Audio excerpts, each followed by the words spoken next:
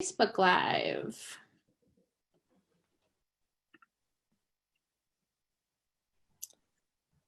All right. Hi, Jules. Welcome.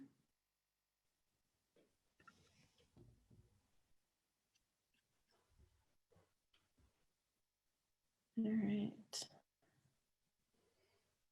Welcome, everybody. We got some people logging in.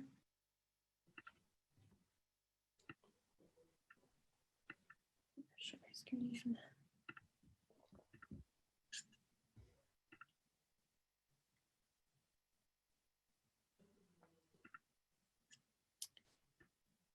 Welcome, everybody. Got a load of Jay Johnson.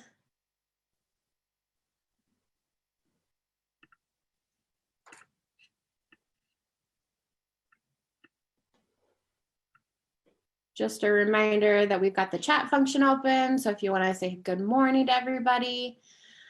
We also have the Q&A open as well. So as you have questions today, you can go ahead and log those there. Welcome, Heather. Hi, Jamie, Allie, Charlene. We'll give it just a couple minutes as people get logged in and join us on Facebook.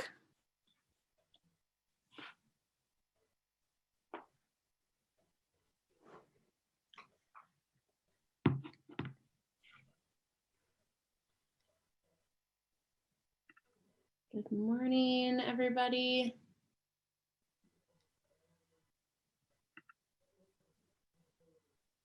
Got a couple more people logging in right now.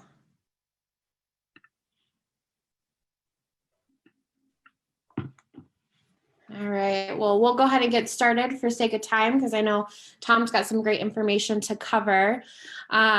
So just a reminder that we've got the Q&A button down on your main panel in Zoom. You can go ahead and submit questions via that throughout the presentation today, and we'll answer those at the end with Tom.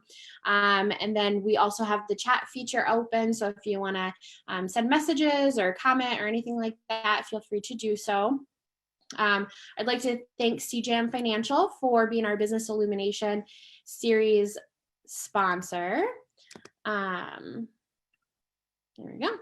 And Trent Murphy couldn't join us today, but we just want to say thank you for CJAM for helping us put this webinar series on and working with us as we make changes and add in some resources for our chamber members. So thanks Trent and CJAM for helping us put that together. And then also I would like to introduce Kevin Feeney with Craig Toole. He is our speaker sponsor for today's webinar, and he's going to help us introduce our speaker today. So Kevin, I'll turn it over to you. On behalf, oh, there's Trent. Trent, did you want to say anything? Hey, Trent. Good morning. Sorry I'm late. I was in another meeting. No worries. Well, actually, I was just going to kick it over to Kevin, but we'll kick it back to you and let you say a few words as presenting sponsor. Good morning. Thank you, everybody, for joining us today at the Chamber. Each day that we have these is another day we get to interact with each other, and CGM Financial is very happy to sponsor these events. And with that, I'll leave it over to Jessica. Awesome. Well, Kevin, I will turn it back over to you to introduce our speaker. Perfect. Craig Toole would like to introduce Tom Farley. Tom is a leadership coach, mediator, and trainer with Employee and Family Resources. So good morning, Tom, and thank you. Good morning, Kevin. Thank you, Trent and Kevin and Jessica, for having me today. Good morning, everyone. It's good to be with all of you. The topic today is kind of, I think, timely, difficult conversations. Pretty much everyone I know has been having difficult conversations in a different world that we're living in right now with COVID-19. This topic is one which has become more popular over the last few years, even before we had a pandemic to deal with, just people dealing with stress and kind of taking it out on each other. Just some background in terms of who I am. I'm here on behalf of Employee and Family Resources, or EFR. which is a social service, human service organization here in central Iowa.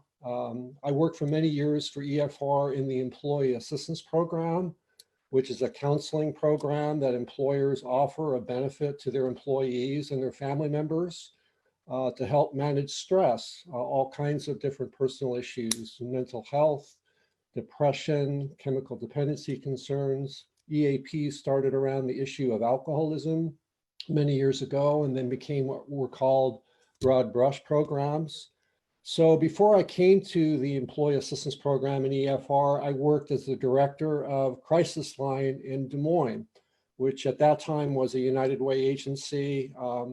We actually trained people who were not clinicians, not counselors, to be on the phone lines to respond to people in crisis, suicide prevention, early intervention, people who were lonely, kind of some of the same things that we're hearing about now in terms of the impact of mental health in our world, both in the workplace as well as in our home place, which are sort of the same place right now.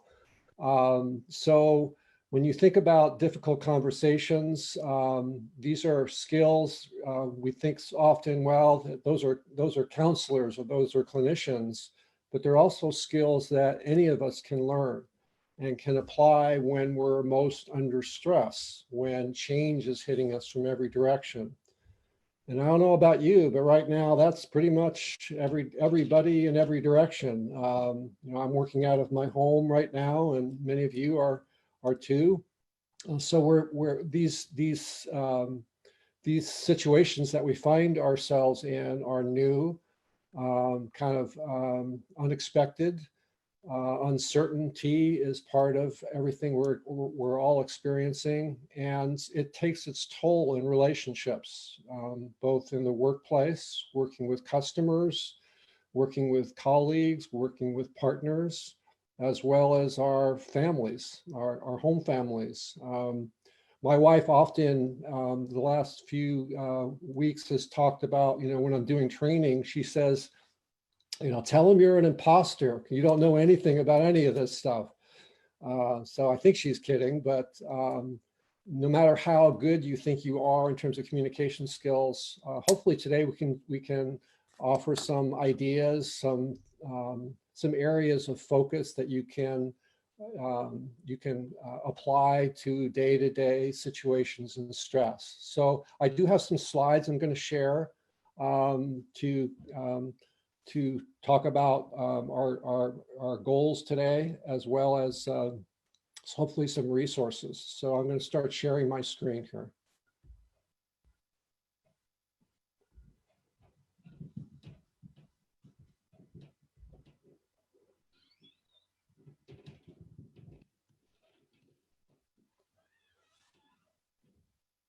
So coping difficult conversations during difficult times. And just some of it's always good to know what your intentions and your purpose. I work as a leadership coach, and that's really where we start in coaching is, what do we want to accomplish? So kind of exploring, what happens from a physical point of view, a mental point of view, when conversations that we're having day to day start to go south. And just having an awareness of when are things starting to feel unsafe, and then what can we do about it? How do we manage our own stress? COVID-19 for sure is in there, and create safety, a dialogue where we're actually having healthy, positive communications. It doesn't mean agreement. I do mediations all the time, and hopefully we can come to an agreement, but sometimes it needs to be okay to disagree and have a dialogue before we can get to a point where improvement happens in relationships. And then what are some listening skills, some active skills, again, that we can all practice? You probably have heard that movie, What About Bob, where we talk about baby steps. And as a coach, that's what I really encourage. If I'm struggling with difficult relationships or difficult conversations, thinking about incremental steps that I can I can take. If each of you walk away with one or two skills that you remember to practice when things start to feel kind of crazy, then our time will have been well worth it. So it's not about changing my entire communication style overnight, but it is about making significant momentum towards improvements that I can feel good about and feel my strength in communications, especially during these most difficult times. So I always try to think when people are struggling in relationships or we're having difficult encounters, what are the behaviors that, what's driving their behavior? What are some things, their blind spots come to the surface? My blind spots start to come to the surface when I'm most stressed. So I have a style under stress that starts to become visible and very evident to people around me during those times. So it's hard, it's uncomfortable when my communications are struggling, but it's also an opportunity to learn about me and how can I grow and how can I get better at managing them. So how can we change? If you think about a pattern, the issues change in my marriage all the time. But the real issue is the way we communicate and whether or not we're solving problems as we go or if things are kind of spinning out of control. So how can we interrupt negative patterns and find new patterns to establish? So just reflect. I don't know if you thought about this first thing when you woke up this morning, but I'm asking you to kind of sit back and just think about the most difficult conversations that you have. How does the other person behave? Maybe people are becoming aggressive. We normally fall into two different areas, what we call violence, controlling behaviors, or shutting down, silence, withdrawing, just, stopping the communication altogether. So what do you observe in the most difficult encounters that you have? And then how do you find yourself responding in reaction, and what works and what doesn't work? So the first step in positive change in relationships and in communications is really about awareness. Then once I'm more aware of what sets me off, then I can be more proactive and prevention oriented about creating that change. And so think about what would you do differently next time that might work. It looks like we might have a little bit of a, just bear with us. And it looks like Tom might be back on now. Oh. I'm here.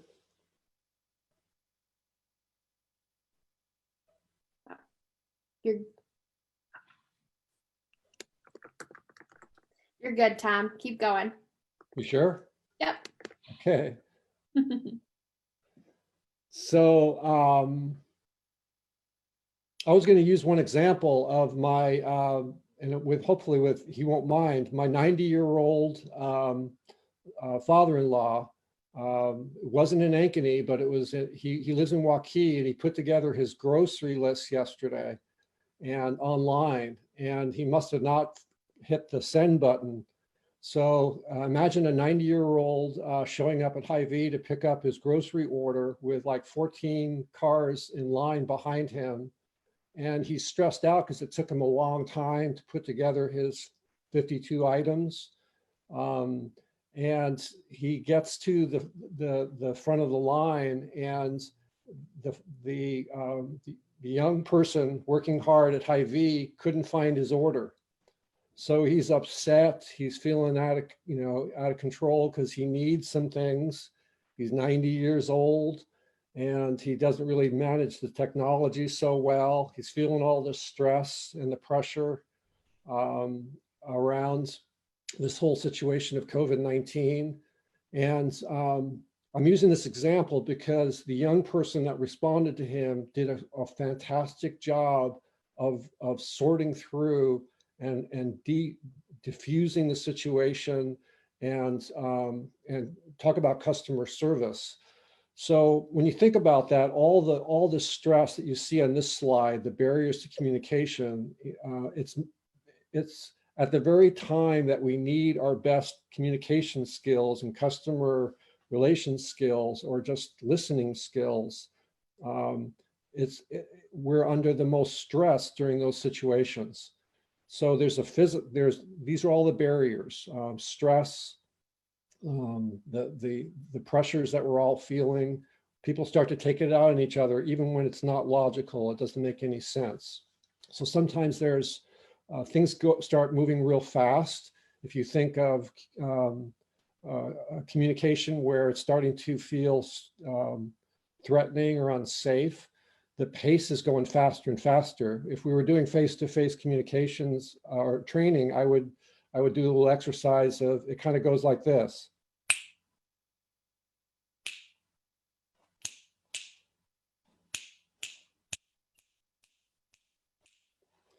And then, so the pace gets faster. Often one person might dominate. So if the pace is getting faster, what's happening in my body? Well, my blood pressure is starting to increase. The very parts in my brain that are focused on listening well are getting drained of blood supply because I'm going into this fight or flight response. So I just think it's helpful to think about how the stress affects us physically and gets in the way of listening well in our conversations. And sometimes different personalities that we encounter will set off our stress, maybe memories or difficulties or struggles that we had from years ago that are now coming back without even being aware of it. So again, awareness of how communication is difficult when we're under the most uncertainty and pressure. So everyone's trying to get their needs met. So that's what this slide is talking about, is just being, I always try to remember that behavior is intentional. We're trying to meet a need or how we have some purpose. Sometimes when mediations are not going well, I try to imagine little boys and little girls that are not getting their needs met. And I ask myself the question, why are they acting this way? You know, what's driving this behavior? Because that can give me some perspective about how I can respond effectively. So how do we cope? Well, I guess assessing the situation. One thing we have control over is ourselves and how we respond and the skills that we utilize. We can't control the other person. We can sometimes imagine that we wish they would be different, but that is just a wish.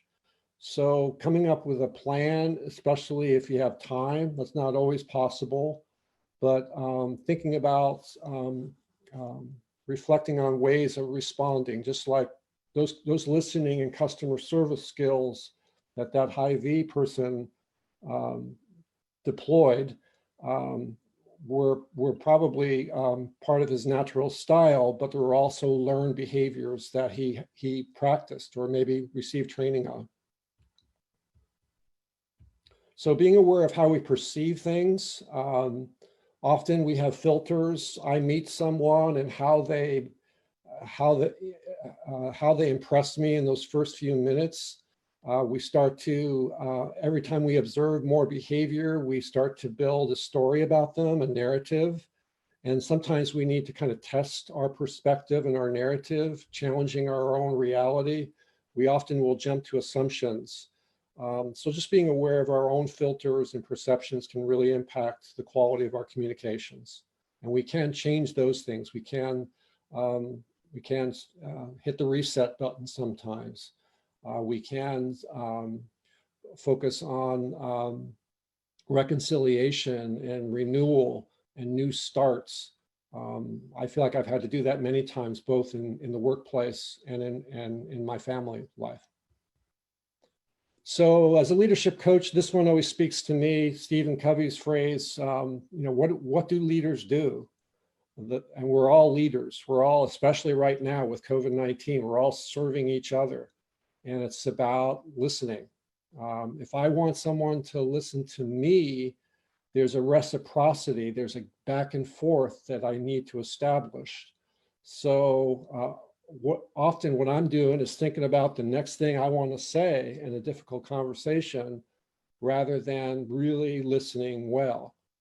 And if you take the time to listen to me, then I am this much more willing to take the time and the attention that it takes to listen to you. So this is really about wisdom and relationships and communications. It's also very much about leadership and what makes the most effective leaders. So it is really an art. It's sort of passive. You know, hearing is a physical thing, but it's also an art because it's more than just hearing. It's using all of our senses, all of our intuition, all of our observation skills, and really tuning in with lots of attention. But often it's a skill that we overlook because we're caught up and we're stressed out and we're busy and we got lots going on. So I always try to think about, again, what's underneath this behavior? Why is this person acting this way? And I try to think about the basic needs. You know, we all want to be important. We all want to be appreciated. These are the wants or the needs that we bring to the table, either at home or in the workplace. So, you know, again, thinking about, you know, what is this, what's underneath this behavior? What unmet need can I try to identify through effective listening? So these are really the reasons why listening is so important, because people want to feel heard and understood. So maintaining self-esteem in negative situations, easier said than done. Sometimes people who remind me of a painful situation in the past or a struggle, or maybe I don't even remember, maybe it's just I'm reacting to this person and I'm feeling badly because of how they're treating me, or they touch off my own, they're a window to my own soul, my own personal work. So being aware of the tapes that we play and focusing focusing on facts, not the person. I guess this is about an awareness of how I react and the way I communicate back. We often fall into blaming and fault finding in difficult conversations rather than focusing on facts. And we often don't own our own feelings, our own stuff. My wife really doesn't make me mad. She behaves a certain way today, maybe the same way she did yesterday. Excuse me. But today I tripped over the dog and I don't feel well, and it's really about my feeling. But you know, she doesn't have control over my feelings. So owning my own statements through iMessages is one reminder. If I find myself saying you, I'm probably going down a path that's not going to work real well in my difficult conversations. So here's some guidelines. These sound so simple, and they really are, but they also go out the window when we're most stressed. So the first one, especially in the workplace, especially right now, because we're so busy, or if we're just feeling overwhelmed, we don't take the time. We send an email. Here we are doing virtual communications. The message here is taking the time face to face, slowing conversations down, kindergarten rules, one at a time. So you go first, and then I'll go second. And there are some techniques to slow these conversations down, but I find it's often useful just to think about, what do we teach children in terms of communicating well and playing nice? And so effective communication and listening is about being as accurate and having the high quality stress that we can possibly have during difficult times. The next one, reflective listening, sometimes called active listening, is about a real method that I can use. I can remember, have a little, maybe a little bell that goes off when my blood pressure is starting to increase and my heart rate's increasing and I'm feeling anxious. Remembering to slow the conversation down through reflective listening, paraphrasing back what it is that you just heard so the other person knows that you really were listening. It's a statement of affirmation about what the other person's feeling, but it's also important to get it right. So especially in an emergency or in a crisis, this reflective listening thing really works. Someone calls a crisis line or they call the employee assistance program to talk to a counselor, and maybe they know they're in crisis and they're depressed, but they need someone to help them understand a little more accurately what's going on, and then hopefully a plan of action about how to respond. So reflective listening, we'll see a little video, hopefully, if the technology works, about active listening in a bit. Additive empathy is using your intuition, your imagination, to add what it is you imagine what the person has said to you, even though they didn't say it. Like that person at Hy-Vee, that employee at Hy-Vee yesterday said to my father-in-law, I imagine you're just really frustrated. You know, you spent a lot of time putting that online order together. And wow, when he did that, he got it right. He couldn't change the frustration. He couldn't create the order, but he could let my father-in-law know he was listened to, that he understood what was going on in terms of the feeling. He empathized. And that has so much power in diffusing and improving morale and team effectiveness and all the things that we do in the workplace.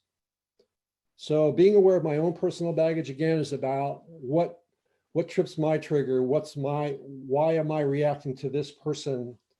If I'm struggling in my conversations with a particular person, often it's about, some of it is about me in terms of what it is that I find most challenging. So isn't that great news that the person that you're most struggling with is also a learning opportunity about your own challenging? And taking time out, sometimes just taking a deep breath, slowing down, deciding, let's talk about this tomorrow at 10 o'clock, because right now we're both upset. Things are feeling out of control. Let's take a minute, let's take an hour, let's take a day to come back and make time to talk about it later on. So active listening, it's about eye contact, not just what we do with our ears. It's about being receptive, It's about paraphrasing, owning my own feelings. Again, these are basic counseling skills, basic communication skills that we can get better at. We can, no matter how well I think I do these, I can improve. It's like playing the piano. I can get rusty again especially when I'm under stress, and it provides a sense of understanding and validation for what the other person's feeling. So here's a brief video. Hopefully it'll work well. And so there I am. I'm anxious about you being able to listen to a video about listening. So we'll give it a shot. It's about 2.5 minutes long.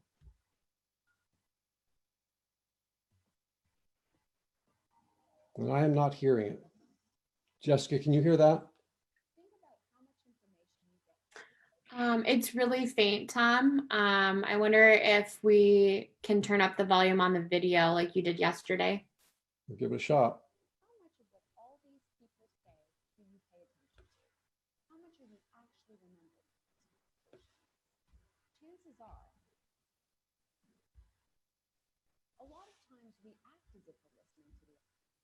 Yep. I think there might be a little bit of a slider that you can slide it up further, just a tad on that volume button. Oh, I see it. Hold on. We're having fun now.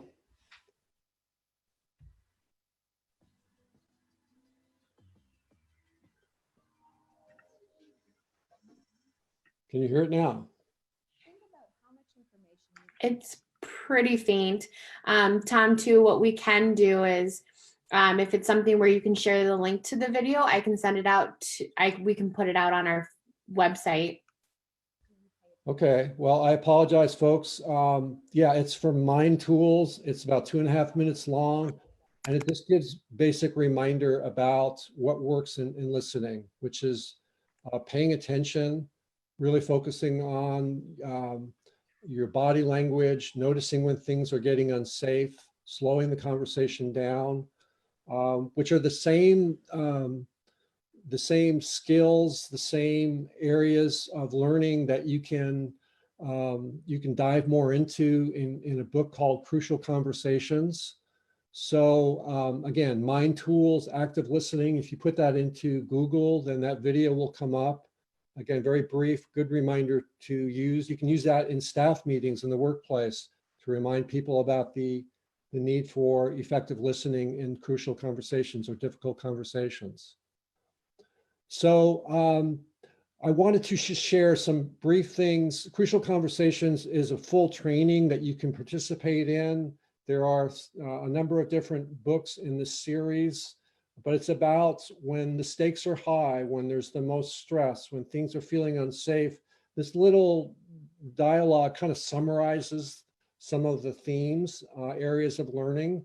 But it's about how, again, sometimes we fall into silence, we shut down when we feel pain or under attack, or we don't feel safe.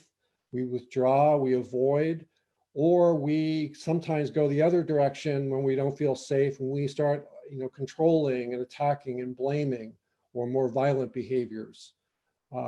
So what we're shooting for in a difficult conversation is this thing in the middle called safety, or healthy dialogue, where it's okay to disagree. It's okay to disagree and have differences in what we believe and what maybe even our response to certain situations. That's what we want on healthy teams, is this sense of everyone has an important opinion and point of view, and it's okay to share it. Yes, we do need to come together at some point. So these are this last slide, we're getting towards the end here of, these are really chapters of Crucial Conversations of the book.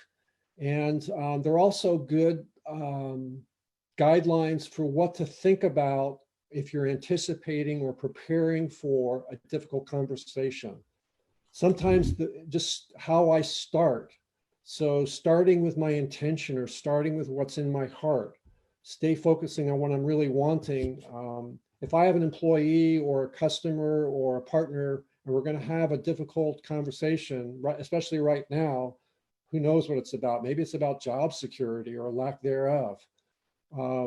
Focusing on, Harry, I'll role model it. Harry, why I wanted to meet with you today is because we missed the deadline on the project. And I know you're upset and I'm upset. I'm just wanting to focus on how can we prevent it for the next time. I'm not wanting to punish you. I'm not wanting to, to do anything but be prevention oriented. And maybe Harry came to the meeting all stressed out. He didn't sleep the night before because he's worried about all the implications and had lots of fears about maybe his own job security. So as much as I can allay fear and lower stress by stating my intention up front, that often can help people do that. So it helps people feel more safe. And noticing when safety is at risk. People get flushed in the face. They forget to breathe. They send all kinds of messages through their body language. So starting to tune in more to those cues, especially during difficult conversations. And making it safe, maybe changing the issue, taking time out, stepping out of the conversation and coming back at a time when I have a chance to slow the physical reaction that really makes it difficult to communicate well. Going back to the facts versus my own assumptions.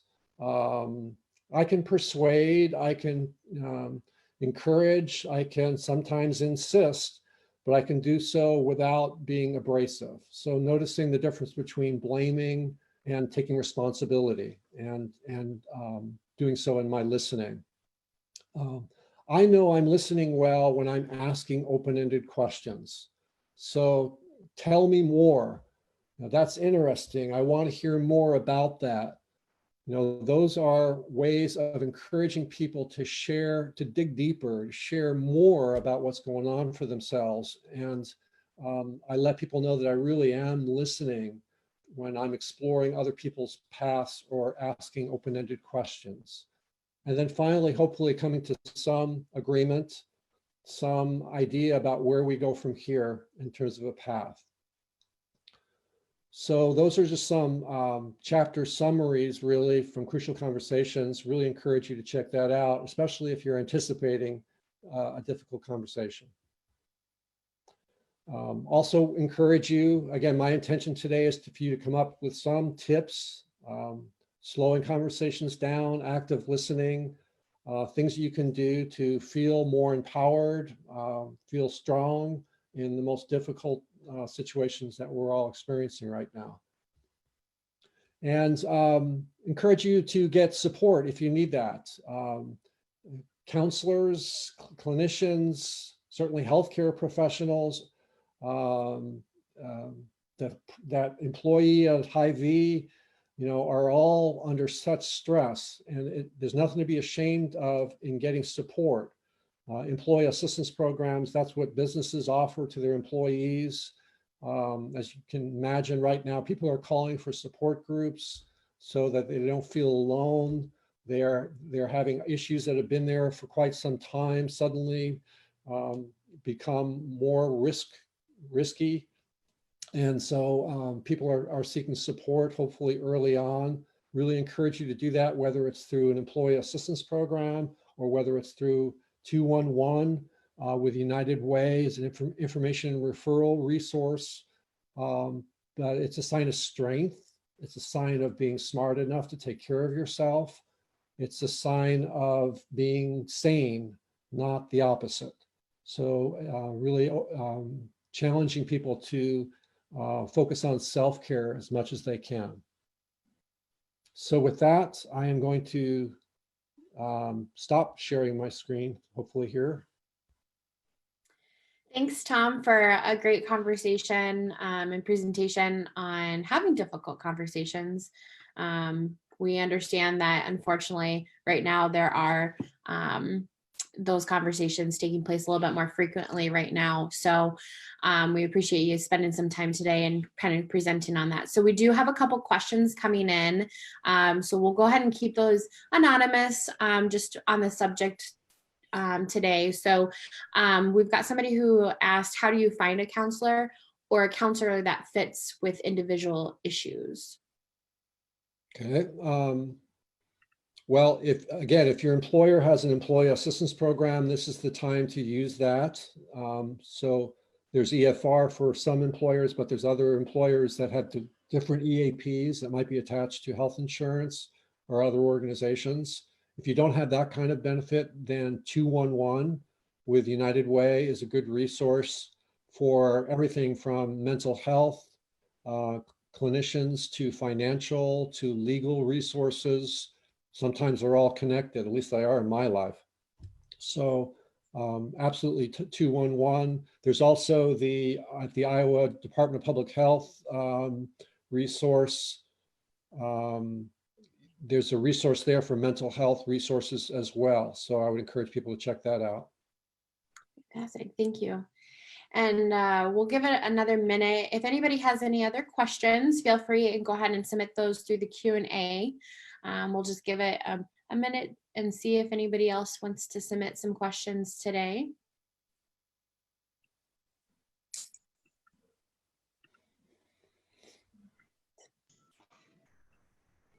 I don't see any more coming in. We'll leave it open for right now, but I just want to thank Tom again for taking the time today. We've just got a comment that the viewers are appreciating the information very much that you shared today. So thanks, Tom, from myself and then from also our viewers. So Well, thank you for having me. yeah. And then I also want to just say thank you to our sponsors today, CGM Financial, for being our presenting sponsor for the webinar series, and then also Craig Toole for being our speaker sponsor today. Thanks for joining us and helping put on the webinar. And with that, I'll turn it over to Trent to say a couple words to close out with, and then I'll wrap things up. Thank you, Tom, Jessica, and the chamber. It's really hard conversations, like you said, for everybody to have. But I think we spend a lot of time going to gyms, walking on trails, doing a lot of things for our physical side. But we oftentimes forget about the other side that's probably, to me, more important. It's nice to know and read through some of your stuff. I've learned some more things I can use with my children and my employees. So I appreciate it, Tom. Well, children CGM don't cause Financial stress, do they? Thank you very much. Thank you. Thanks, Trent. And then just a couple upcoming notes. So we're continuing to offer the webinar series throughout at least the end of April. So hopefully everybody will continue to be able to join us either on the webinar or on Facebook Live. If there are any topics that you would love to see us showcase, please feel free to email the chamber or leave us a note on Facebook, and we'll be happy to try to fulfill those requests. So next week on Tuesday at noon, we will have another fitness at home or stay active at home webinar at noon. This one will feature Trail Point Aquatics and Wellness, Ankeny Sports Performance, Farrell's Extreme Body Shaping, and Pure Barre. So we'll have 40 minutes of workout through the webinar. You won't be seen, so you can do your workout from the comfort of your home. And you get a little sample from each of those 4 gyms and clubs in Ankeny. So, and then on Jessica? oh, yes. Oh, I'm sorry. I thought you were finished. I was just going to ask, how do we get the slideshow, or is Tom going to send that out, or is the chamber, can we go on to get that, to go back and look at some things? Yeah, that's a great question. Tom, do you mind sharing that with me, and I can put it on our event page? No, that's fine. And also I was going to mention that if people want more information about employee and family resources itself, it's efr.org, efr.org. Fantastic. We'll put all those links and those materials up on the event page by tomorrow for everybody to access. So great question, Trent. And then we also do have on April 2nd, our Chamber Coffee on the Couch. We've been having some great turnouts, some great opportunities to network and share some information about your business and just get to know some people in a lighthearted atmosphere. So hopefully you guys can join us. There's registration required, but it is free. And then on the 23rd, we'll have another Marketing Your Business webinar at 10 a.m. with Tony Mills from Carl Chevrolet. So hopefully everybody will be able to join us for the future. And thank you to our sponsors and our speaker again. And hopefully everybody will have a great rest of your day and a great weekend. Thank you. Thank you. Thanks, guys. Have a great day. Bye. You too. Bye.